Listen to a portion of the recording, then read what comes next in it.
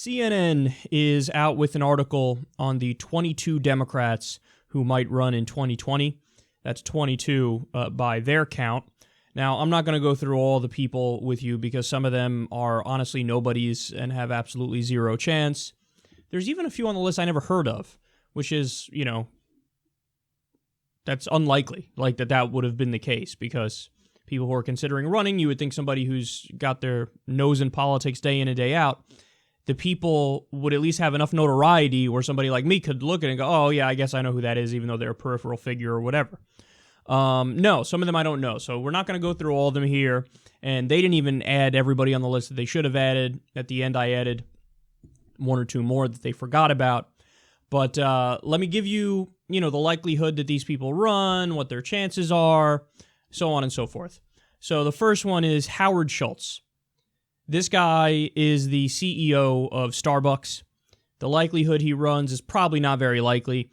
The chance he has of winning, if he were to run, really not good. This is part of this new movement and this new idea that seems pervasive in modern times among the establishment that, well, if you're a businessman, you are a serious person by definition. And, you deserve for the voters to give you a fair shot. I hate that kind of thinking. I think it's ridiculous because being in business and being in government are just two totally separate things. You need different skill set. Your aims, your goals are just totally different. In fact, they're diametrically opposed in some instances, in most instances probably. So I never bought that argument, and it actually really annoys me that people who are CEOs or owners of giant corporations, that it's so arrogant, and it's honestly so entitled for them to think like, yeah, I'll just jump into politics and I'll become president.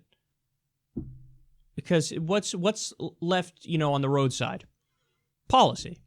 These are people that, they're going to run on their aptitude. I'm a good businessman. I made a lot of profit. That's not what matters in government.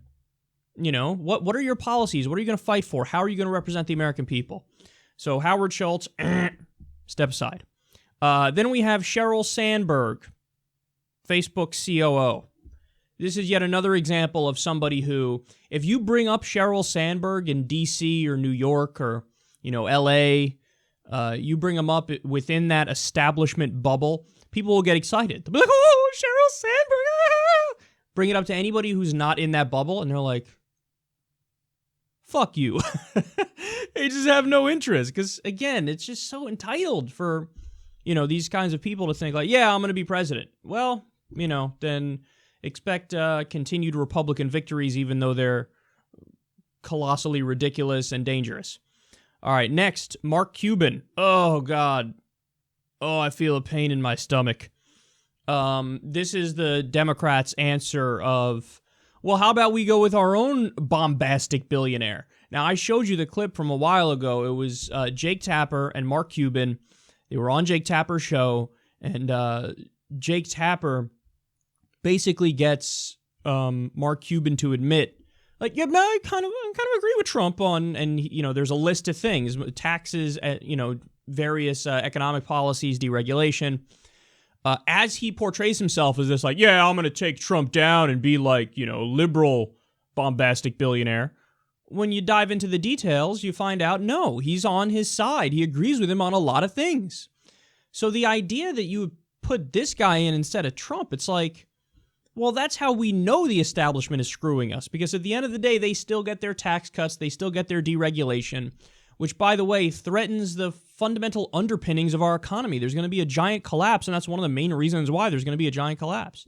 But they'd rather, hey, which billionaire jackass should we go with? The one who's slightly nicer to minorities or the one who's a total dick to minorities? That's basically the conversation we're having. Now, what's the likelihood he runs? It's still not all that likely, but, there's an outside chance Mark Cuban runs. Martin O'Malley's next. He's number 4 on the list here. Martin O'Malley is a joke. He ran last time, for those of you who don't know, and you could be forgiven if you don't know because he's that irrelevant. He's the most plastic 1980s-style politician you've ever seen. I'm Martin O'Malley, and I'm going to point at you like this and speak with the politician rhythm and cadence and be super fake. Yeah, and nobody likes you. when it comes to his policy positions, he actually was somewhere in between Bernie Sanders and Hillary Clinton. So he's not as corporatist and corrupt as Hillary Clinton is, but he's so inauthentic that nobody liked him. So he's got no chance. He's done rallies where literally one person has showed up, or town hall meetings. It was in Iowa when, right before the Iowa caucus. Oh, let's have a meetup in Iowa. There was one person there. He's done other meetings where he had to buy pizza, tell people it's free to lure them in, and then when they come in there, go, "You're going to vote for me, right?" So Martin O'Malley, if he does run again, it would just be embarrassing, but also kind of funny. So a little part of me does want to see that. The fifth one is John Hickenlooper. He's the governor of Colorado, Democratic governor. He's far too right-wing to have a shot.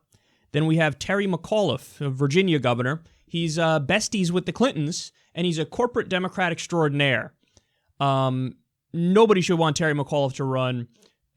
If he were to run, he would get his ass handed to him because he would not get anybody in the base. The entire base would say, "Fuck you," right from day one. So it's hilarious that he even thinks he has a shot. Then we go to number 8, Kamala Harris. Now, Kamala Harris, of course, new senator from California. She likes to pretend like she's super progressive. There are some Democrats who've fallen for her pretending that she's super progressive. But remember that I believe she was Attorney General of California, and she refused to prosecute Steve Mnuchin and One West Bank, as Steve Mnuchin and One West Bank were violating foreclosure laws and kicking senior citizens out of their houses too early. So she's not progressive. She's a sellout. She's another corporate Democrat, but she might try to pull the wool over people's eyes and be a little more successful than a guy like Terry McAuliffe. What's the chances she runs? It's still not likely yet. There's an outside chance she runs. It's still not likely. We haven't gotten any of those people yet where it's likely. Tim Kaine. We have Tim Kaine. Do I even need to say anything about Tim Kaine? The human equivalent of oatmeal. He has the personality of a goldfish. I would rather sit there and watch paint dry than listen to a Tim Kaine speech. He's pro-TPP. He's far too right-wing while pretending he's a leader in the resistance. He speaks like a black comedian's caricature of a white man. Tim Kaine, stop it. What a silly person. He might run, but again, outside chance. Now we go to the next tier of people who are a little more likely to run. There are some good names on this list. There are some bad names on this list. Cory Booker.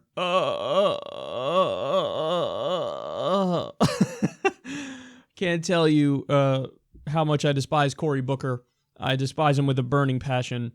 If Cory Booker were to somehow be able to become the Democratic nominee, you have Donald Trump getting 4 more years. It almost doesn't matter what Trump does, but in the rest of his time in office, because if Cory Booker is the person he's running against, he wrote the book on being a corporate Democrat. Hedge funds love him. Wall Street loves him. Big Pharma loves him. He's the guy who voted against Bernie Sanders' bill to import drugs from California for a cheaper price, so you pay a cheaper price for your drugs. And then when he was caught, he had bullshit reason of, it's not that I'm against cheaper drugs importing from Canada, it's that I want the FDA to regulate it. Well, number one, they're the same drugs. The drugs that are being imported from Canada oftentimes leave the U.S., go to Canada, and then the idea is, I guess we bring them back in because they're cheaper, because Canada negotiates a cheaper price for them because they're allowed to negotiate a cheaper price for them. So they're the same drugs, but furthermore, the regulatory bodies in Canada are stricter. So this idea of I just want them to be safe. There's no epidemic of people dropping dead from drugs in Canada, so you're just a liar. Now, why did he do that? Because Big Pharma, of course, is big in New Jersey, his home state, and he's taking campaign contributions from them, over $300,000. So that's why he did it. And then when there was this giant backlash online and everybody let him know, hey, you're not going to be president ever because you're such a sellout and you're pathetic, then he flipped. He's like, oh, no, I love Bernie Sanders. Now I'm going to go co-sponsor a bill that's similar to the last one. Yeah. Do you guys believe me? No, we don't believe you because you're a sellout. He's also for charter schools. He's a joke. An absolute joke. So he's not going to win. He's probably going to run. Not going to win. Okay, then we go to Andrew Cuomo. Now, Andrew Cuomo, I would say on the corporate Democrat versus Justice Democrat scale, or corporate Democrat versus progressive Democrat scale, Andrew Cuomo is somewhere in between. Actually, you know what? He's pretty much right where, like, Obama is. So he's a corporate Democrat, make no mistake about it. He's corrupt. I mean, for instance, he set up an anti-corruption board in New York. He's the governor of New York. And then when the corruption board was like, oh, cool, now we're going to look into you and your cronies. He's like, anyway, we are now disbanding the corruption board.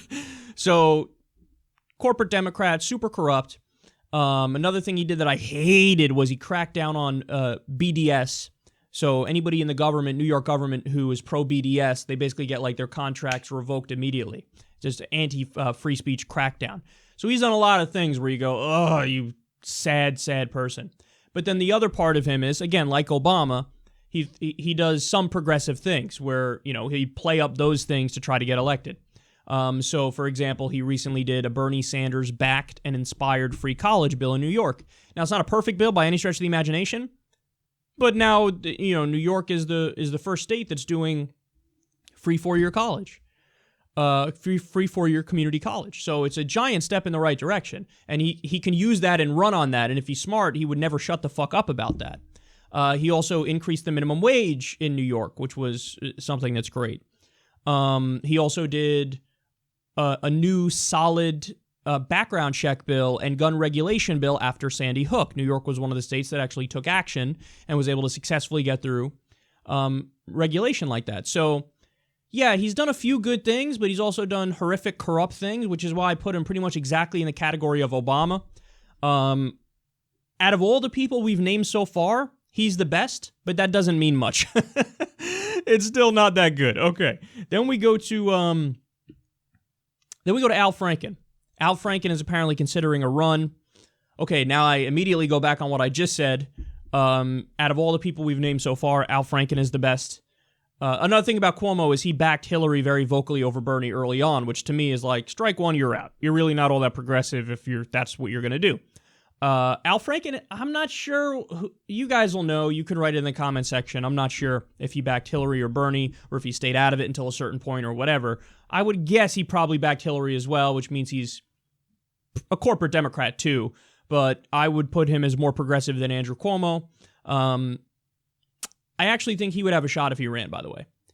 And I actually think not only would he have a shot to get through the primary, but if he were to get through the primary, I think he would have a shot to beat Trump.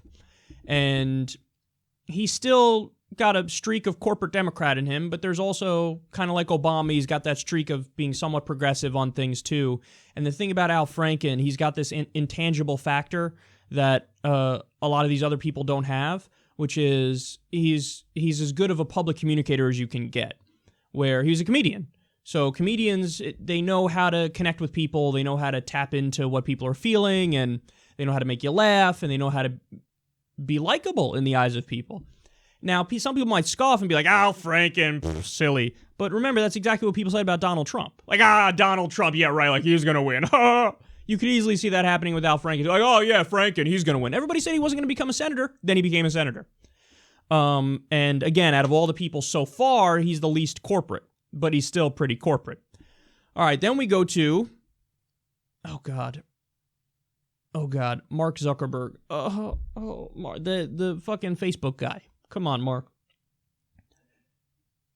He's been doing a tap dance all around the country and just broadcasting his goofiness around the world.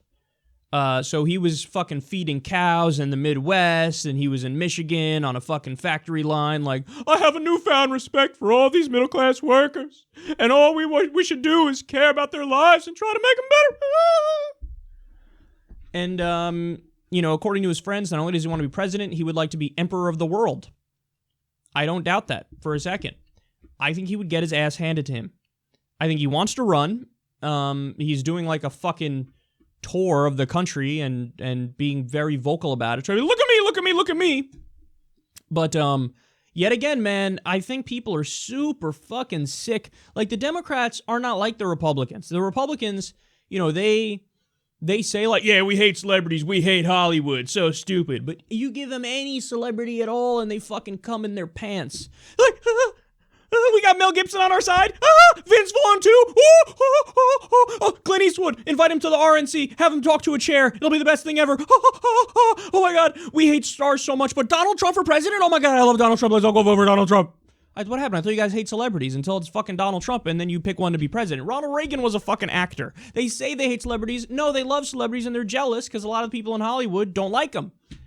So, but the Democrats are not like that. Like, you put up Mark Zuckerberg, hey, the Facebook guy, people be like, and? Go back to your Facebooking, bitch. This is serious business. We're talking about policy over here. What, you think the populist left is going to fall in line behind a douchebag billionaire who created a site where you can post about your lunch and like pictures of your family? No, what fucking qualification is that to be president? Are you going to do Medicare for all? Are you going to do Medicare for all? Are you going to do a living wage? Are you going to get us out of the wars? It's not like you taking unserious people and putting them to do serious things. So I don't think he has any shot if he were to run, but I think he's almost certainly going to run. He definitely wants to run. You know who else? Joe Biden. Now, Joe Biden swears up and down he's not going to run, but he's still out there doing all these things, and the media is going 1,000 miles an hour. I don't know what the likelihood is, but he might be a little past his time. Then we have Kirsten Gillibrand, senator from New York. You know, Hillary Clinton light, basically. Probably put her in the same category, similar category as Andrew Cuomo in terms of how progressive she is. Then you have, let me give you one more horrible one, and then we'll get to the last few good ones. Hillary Clinton. She might run again, man. The thing is, she's out there nonstop now. There's no reason to be out there nonstop now. Now's your time to go in a cave. Go lay on a beach somewhere in Maui. Retire. What are you doing? Because she wants to keep her name out there because her ego is so big and she's that narcissistic and selfish that she wants to run. She's considering running again. She wants it more than anything, man. She wants to be president more than anything. For all the wrong reasons, but she wants it. So she's considering it again. If she were to run again, she would be obliterated. I mean, it would be so embarrassing. Guys, do I even need to say this? It's so obvious. She greatly overestimates her likability. She's one of the most disliked politicians in the country, but she thinks like, no, if I get out there, people will like me. Oh. No, Hillary, people want you to go away, but she's out there. She's pushing a new book. And this was not, remember, directly after Mitt Romney lost, did you see him out there? No, you didn't, because he lost. Hillary Clinton, because she wants to run again. Oh, God, don't do it. Don't do it. Okay, and now we get to the remaining ones, which are decent choices. The only few that are decent. Tulsi Gabbard. Now, this might be a little too soon. Maybe she's not going to run in 2020. Maybe she's thinking more 2024 or something like that. But she's very ambitious, and she's one of the best options out there. She's one of the few who's really stuck her nose out there on Syria, when it's super unpopular to say, yeah, Assad sucks, but maybe we don't topple him. Because when we toppled when we toppled Gaddafi in Libya, when we toppled Saddam Hussein in Iraq, we saw exactly what happened, and it wasn't good, and it would have been better if we stayed out and never went in the first place. So how about we do that with Syria? Now, she gets smeared up and down as, a dictator lover and Assad apologist and genocide apologist and all just smears up and down. But she stuck her fucking nose out there, man, and took a bold stand and hasn't backed down. That's some balls politically that's very helpful when you're running for president, because when you get those massive condemnations from the establishment, so many politicians shrivel away. But the reality is, what she's saying is actually the position of the American people. The American people don't want to fucking get involved in Syria and another war. We're already doing 7 interventions. We want to do another ground war in Syria? Are you kidding me? So the American people are with her, but the establishment, with all their fury, goes after her when she says something like that. And she goes, yeah, I don't care what you're saying. Also, we all remember what happened. She had a pretty high position at the DNC, if I remember correctly, and then after backing Bernie, she was excommunicated. She's like, oh yeah, you're out. So she backed Bernie over Hillary early on. She also, supports Medicare for all. She proposed the Stop Arming Terrorists Act because the U.S. always happens to funnel arms, accidentally, to Al-Qaeda and jihadists. So she's against that. She proposed a bill to decriminalize marijuana recently. Or it may have even been legalized. I don't remember if it was decriminalized or legalized. It was one or the other. But so she's on the forefront, and she really is tapping into, what people really want, and she's doing things that are very popular in the polls. Now, she has some downsides, too. I've spoken about them. She's way too soft on India. India's Modi. He's basically the Hindu Taliban, and has a weird alliance that's been, crafted with them. I don't agree with her on everything, but she's one of the best. She's one of the best politicians that there is, and it might be a little too soon for her.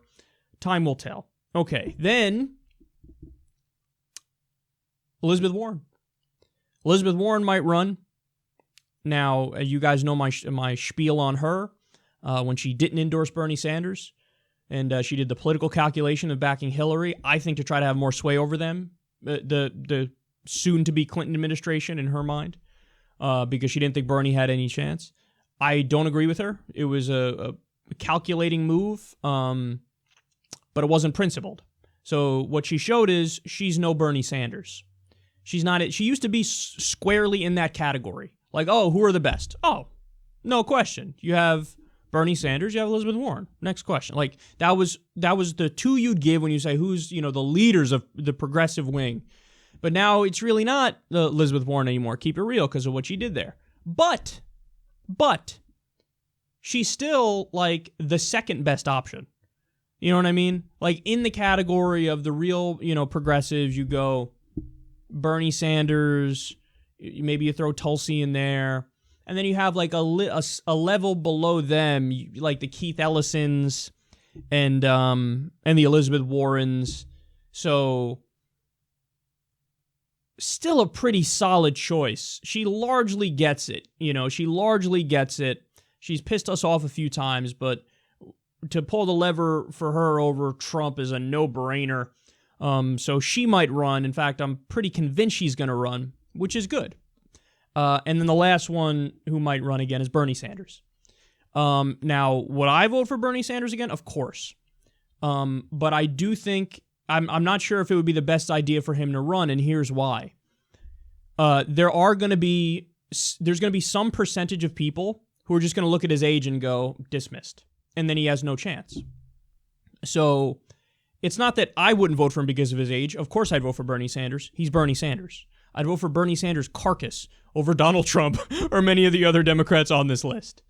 But is there going to be some percentage of people that are just like, Dad, dude, you're a little too old and your time has passed? What do you want me to say?